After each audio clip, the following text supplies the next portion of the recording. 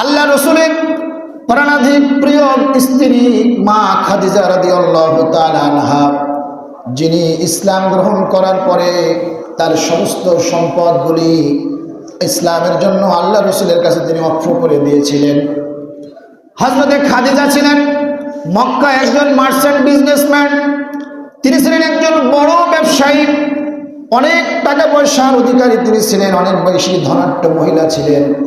কিন্তু আল্লাহ রসুলের সঙ্গে যখন বিবাহ বন্ধনে আবদ্ধ হলেন, বিবাহের পরে আল্লাহ রসুলের কদম মুবারকের সমস্ত সম্পদগুলি তিনি অক্ষ করে দিলেন।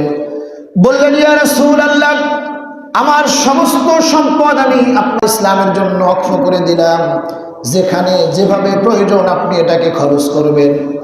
শুধু তাই নয়, আল্লাহ রসুল যখন সারাদিন দিনের কাজ করে গভীর রাত্রে যখন তিনি বাড়িতে ফিরতেন, আস্তে করে বাড়ির দরজায় এসে ডাক দিতেন, খাদিজা আইনা আনতি।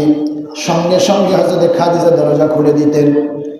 একদিন আল্লাহ রসুল প্রশ্ন করলেন, খাদিজা, আমি যতদিন আসলাম, যত রাত্রি আসলাম না কেন, একটা মাত্র ডাক আমি তোমাকে দেই, সঙ্গে সঙ্গে দরজা খুলে দাও, ব্যাপারটাকে তুমি কি ঘুমাও না? হযরত খাদিজা বলতেন, ইয়া রাসূলুল্লাহ, আপনি সারাদিন কষ্ট করে দ্বীনের জন্য কাজ করেন, আমি তো এমন বেশি কষ্ট আমি দ্বীনের জন্য করতে পারি না। আপনি সারাদিন আরবের প্রান্তে প্রান্তে ঘুরে ঘুরে আপনি দ্বীনের জন্য মেহনত করেন, কষ্ট করেন, দাওয়াতি কাজ করেন, ক্লান্ত শ্রান্ত হয়ে গভীর রাতে আপনি আমার দরজায় আসেন।